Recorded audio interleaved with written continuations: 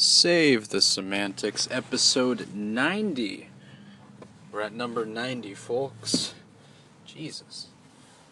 It's getting hot. It is episode 90. It is also October 30th, 2019. My name is Myro. This is the podcast where I ramble on about me, about my life, about my past, possible future, and all that stuff. October 30th.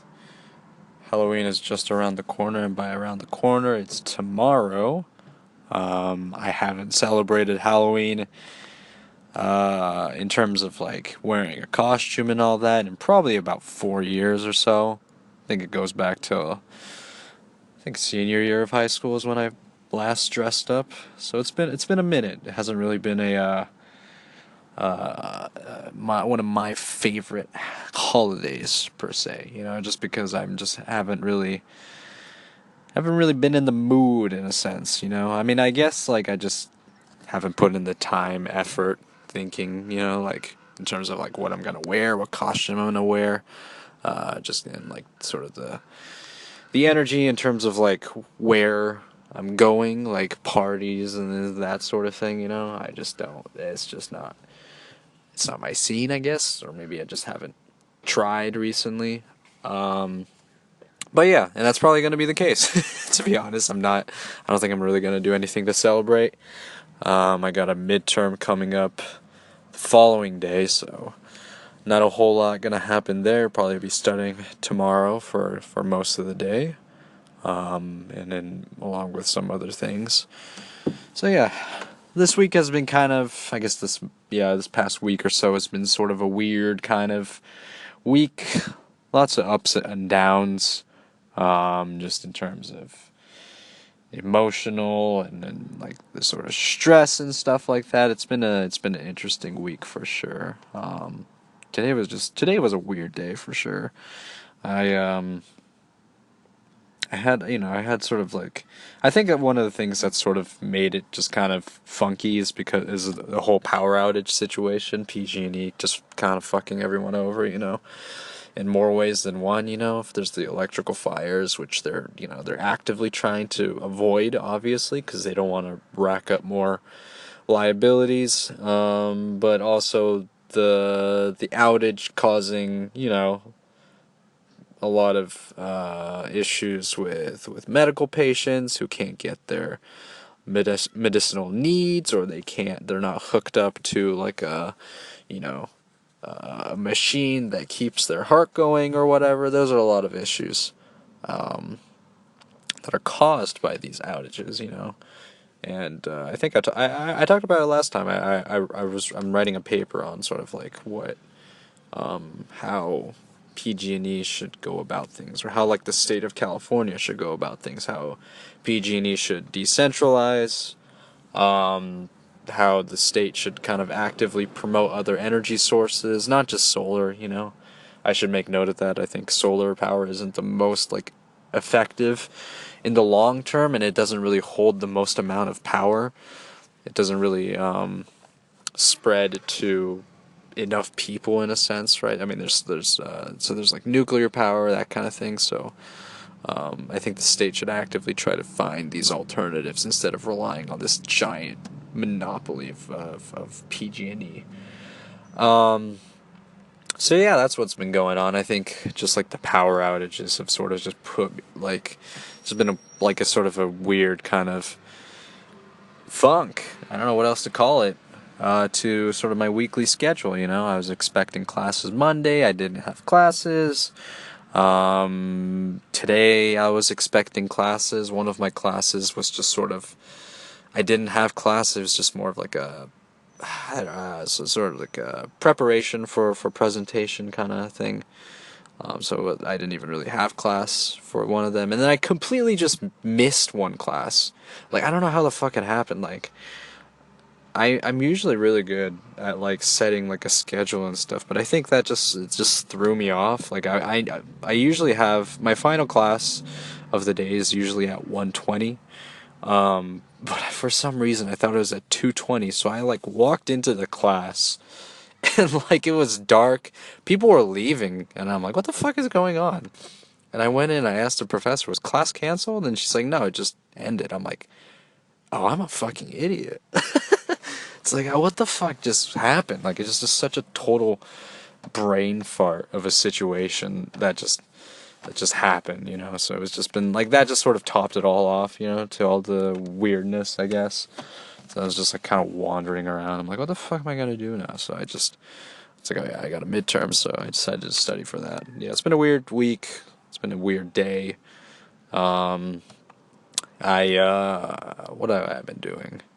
I've been sort of the main thing that's been like, you know, on my mind and also just actively in my schedule is like going through like the sort of the application recruitment process that I'm going right now for all these firms. I got rejected by one, and that was kind of like a bit of a blow, you know. It was like it was one that that was sort of my top place that I wanted to work at. So it was like I thought everything kind of went well, but not as well as I hoped to. You know, it's like I should have kind of set my expectations at a more realistic level. You know, I was just like, oh yeah, this is how it's gonna go. Everything is gonna go exactly the way I want it to, and it never does.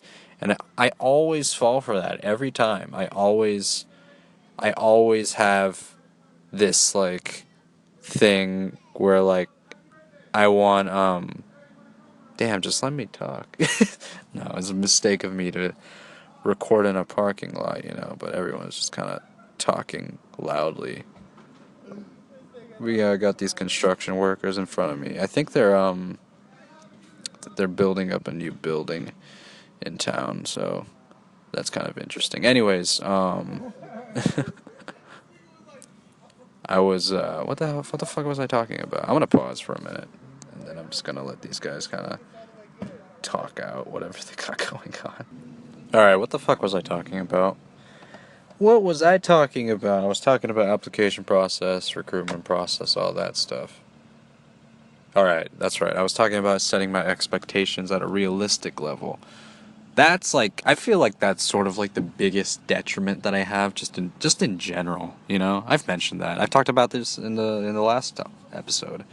Just like always like set these like just kind of it's not astronomically high. I'm just like I set these like expectations that are like way too positive. I'm like, "Oh, everything's going to work out. I'm going to get this job and da da da da da, it's good," you know, but it's not. It's never going to turn out that way. And I'm just like I'm trying to be, you know. Of course I want to be optimistic, but I think I'm just a bit too, you know, I guess I'm a bit too optimistic in some regards. You know, I'm like, oh, the one thing went well, so therefore everything else must go well. Like the domino should fall, and like everything should lead up to, or like everything should kind of like go naturally as planned. And as like if one little thing doesn't work out, and then it just kind of fucks with me, you know. And then now I'm like, that's why like I feel like that's one of the things that's been sort of like the down of the week, you know. It's just like you have these like highs and then you have these lows, and then you just like, you know, I just don't like I want to be like level. Like I just don't want these kind of waves coming at me, you know. Like I always feel like I have to like prepare for that kind of thing, you know. And it's like it's hard not to. Like I don't know. It's just sort of a mental thing, you know. It's like a mental block. I guess I got to work on. It's just sort of not keeping my like expectations somewhat level, you know. So like I feel like I don't know. God damn it. I'm trying to like so I don't record in public spaces, man. Like everything distracts me. So I mentioned I don't record at my house cuz like just the reverb in my room is just shit. So that's why I like go outside and record. I'm going to have to pause again and just let this kind of ride out for a minute. Anyways, yeah, that's sort of the rant or whatever thing I got going on. I've been watching some weird shit lately. Interesting, but weird, you know. I mean, I don't know. it's not that weird, I don't think. I mean, To Catch a Predator was like a pretty popular show back in the day. So I mean, it's not that weird, I guess, but like it's crime sort of thing, you know. There's this YouTube channel on YouTube. You fucking idiot. There's this YouTube channel on YouTube. There's this YouTube channel called Anxiety War. And this dude, the content he puts out is he basically does what To Catch a Predator does, but like he does it all by himself, right? Like he props himself up to be like an underage minor girl, whatever, right? And then he essentially like baits predators into talking with him, and developing like it's like a gross, intimate like relationship in a sense, and then he exposes them by meeting them in person. You know, it's fascinating for sure. Like the guy is like he's an interesting like person as well. Like he's not really like I don't know. He's not the Chris Hansen type. Like he's not necessarily like made for like entertainment per se. Like he's a lot more like he's like kind of like me in a sense, right? But a little more awkward. He makes awkward jokes, but like he knows what he's doing. He's been doing it for a while. Like I guess, excuse me.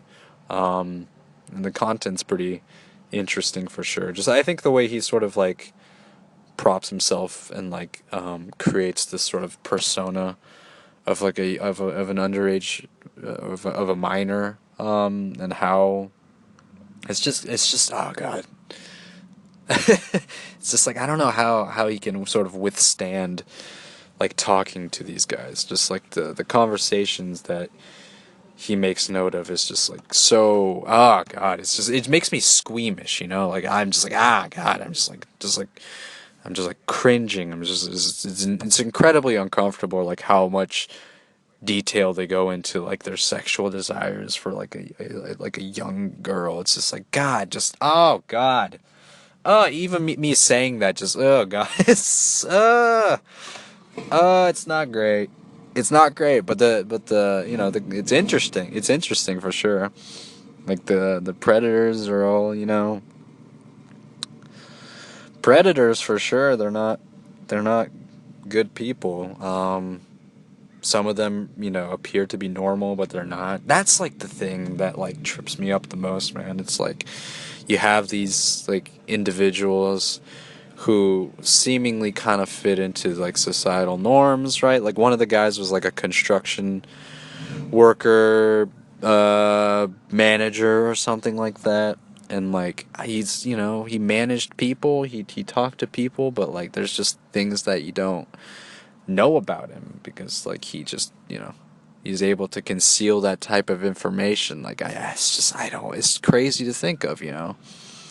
It goes back to what I talked about a long time ago in one of the earlier episodes. It's like, can people like change? Like, can pedophiles like change? You know, I think there's definitely a way that these people kind of develop this type of gross, you know, gross fascination. This gross like this what is it? Fetish, I guess, for like underage people. There's definitely some like psychoanalysis that could go into it. You know, I think there's papers and shit like that. But I think it's similar to the thing along like a strain of like a serial like a serial killer. You know, kind of. Some may come from like damaged like childhoods and damaged like homes and stuff like that. Maybe they were abused when they were younger. Like that could potentially lead to them wanting to, you know, reclaim that childhood or whatever. I'm grossly just kind of, you know, over what is it, you know, under analyzing the situation. Like there's probably a whole lot that goes into why these people think the way they are, you know. I think it's sort of like it's a power thing, you know. Maybe they feel like they need to have power in sort of in a relationship. Like a lot of these people exhibit a lot of the same behavior, like this manipulation is like a power kind of thing. They feel like they're in a position where like they're admired by like a minor. They're admired, like they maybe in their real life, like, you know, outside of this relationship with a child, like they feel like they aren't respected, they aren't, you know, appreciated in their households or whatever, you know, so they feel like they have to go down this venue of you know, talking to these young girls, these like impressionable, you know, young girls who haven't really had, you know, who aren't experienced in life you know, in general, and like they just, you know, they're naive and like they're just immature, like they just don't understand how adult relations work. So like they feel like they have to like kind of live up to the level of this like older person. I don't know, like that's kind of sort of my assumption with how and why these things pan out the way they do, you know. I just don't like the guy who runs the channel Anxiety War. Like he said that like he's been doing it for a while, and he says that all of these people, they are not subject to like change, which is like, it's weirdly demoralizing, you know. Like it's just kind, it's just, it's sad. It's just it like it makes me angry, you know. Like it's just like that they kind of went down this path. I'm like, there's plenty of ways that they could have stopped doing that way, you know. They could have sought out therapy and shit like that, you know. So like it's just sort of like it's just it's it's just disappointing. It's just it's a lot of things, you know. So it's like and it's also sadly entertaining as well, right? Like it's just interesting to see how this is all like caught on camera, how they behave. I'm like, this person is a person, you know, like as fucked up as it is, like, and you know, you don't really want to humanize these individuals because of their actions, but they're still people. I'm not saying you should sympathize with them by any means. I'm not saying that at all. I'm just saying, like, you know, that's just how it is, right? Serial killers too. Like people sympathize with serial killers all the time, so it's like it's just sort of a it's a weird kind of thing, right? It's just like you don't really want to associate with them because of their actions. You feel like it's dehumanizing, and it is. But like you also think like, you know, this guy was okay until like a certain point. Maybe he just wasn't able to find solace. He wasn't able to find, you know, I don't know, some kind of, he wasn't able to find comfort in his current life, so he had to seek out elsewhere, you know, by taking advantage of other, you know, other people in a sense. So that's one of the things I've been watching. There's this other thing. I've just been watching a lot of kind of fucked up stuff. Not like fucked up to the sense where it's like, Myra, what the fuck are you watching? Like, no, it's just more dark and kind of depressing stuff. Like, there's this Netflix series that's been out for a little while now. It's called Unbelievable. I started watching it. I watched like the first couple of episodes. It's essentially about these multiple cases of women being raped, and it's like a very like these similar cases of rape, where it's like, okay, it's potentially done by the same individual. Like they're very like carefully thought out through.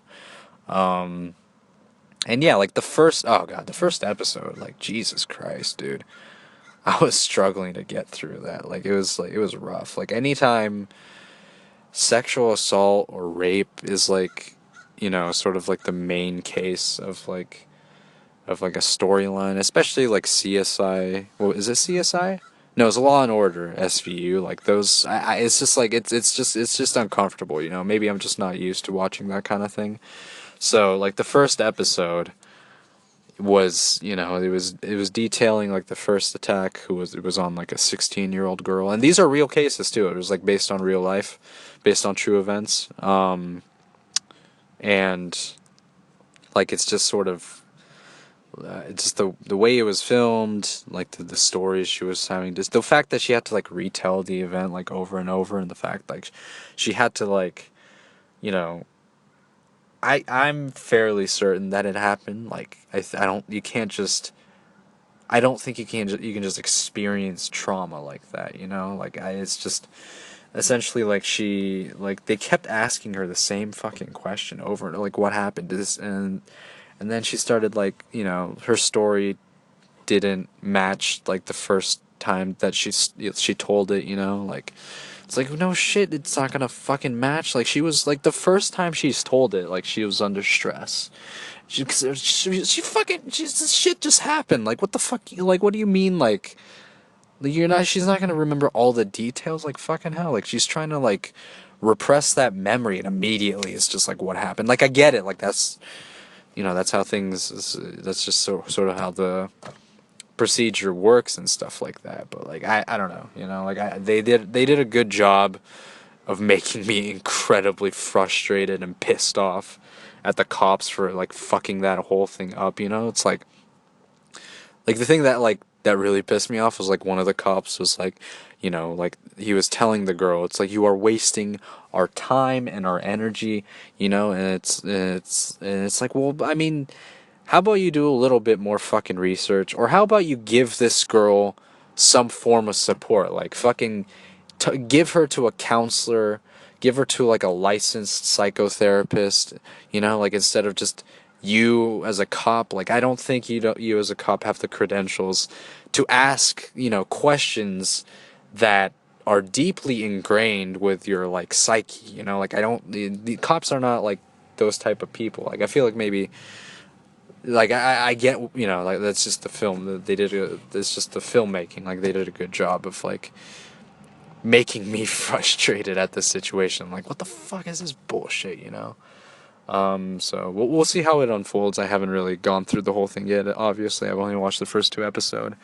It's heavy stuff for sure. I think after a while of watching like a lot of like, happy content, just because like I was just sort of in that mood of like watching, you know, generally happy content, like suddenly go over to like, here's an entire series based on a real case of people getting raped. It's like, whoa, what the fuck, I mean, albeit I watched Mindhunter, but like Mindhunter is much more, of course it's different. It's a different type of show. Like I think it's more investigative, and I mean, I think this show is kind of has those elements as well, but I think Mindhunter, like, it's a little more tolerable for me in terms of just like the way things are presented, So that's that. Anyways, that's probably going to do it for the podcast today. This has been Save the Semantics, signing off.